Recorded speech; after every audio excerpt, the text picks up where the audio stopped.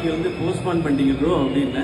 ஆமாம் ப்ரோ, அது வந்து இந்த டிஜிட்டல் பிஸ்னஸ் நிறைய ரீசன்ஸ் இருந்தது, அதனால போஸ்ட்பான் பண்ணிட்டோம் அப்படின்னாரு. ப்ரோ நம்ம படம் அப்போ அனௌன்ஸ் பண்ணியிருந்தோமே ப்ரோன்னு அவரும் சொன்னார். ப்ரோ 2 படம் வரலாம் ப்ரோ, 10 days லீவ் இருக்குல்ல ப்ரோ. 2 படம் வர்றது பிரச்சனை இல்லை ப்ரோ, சாரோட லாஸ்ட் ஃபிலிம்னு சொல்கிறாங்க. அதனால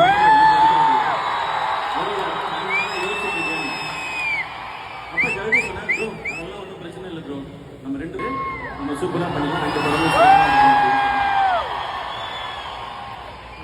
இவ்வளவுதான் இதுக்குள்ள நடந்த மொத்த கதை.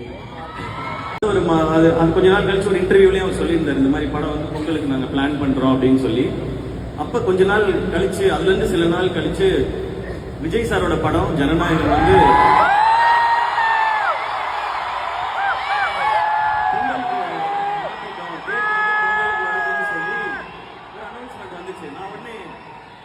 பொங்கலுக்கு வருது அப்படின்னு சொல்லிட்டு நான் டக்குன்னு ஆகாஷ் ப்ரோ கால் அடிச்சேன். ப்ரோ இந்த மாதிரி அனௌன்ஸ்மெண்ட் பார்த்தீங்களா? ஆமாண்ணே, அவங்க வந்து சேஞ்ச் பண்ணியிருக்காங்க அப்படின்னு சொன்னாங்க.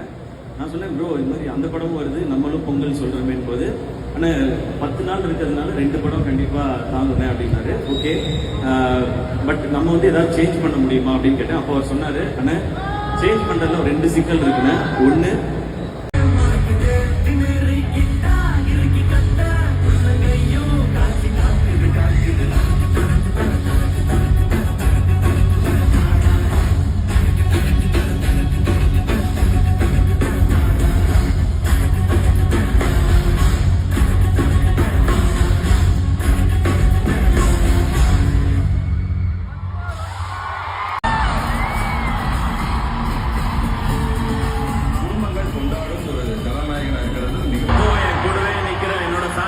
பிரதர்ஸ் அண்ட் சிஸ்டர்ஸ் அவங்க உருவாக்குனது தான் இந்த சிவகார்த்திகேயன், இந்த எஸ்கே எல்லாமே.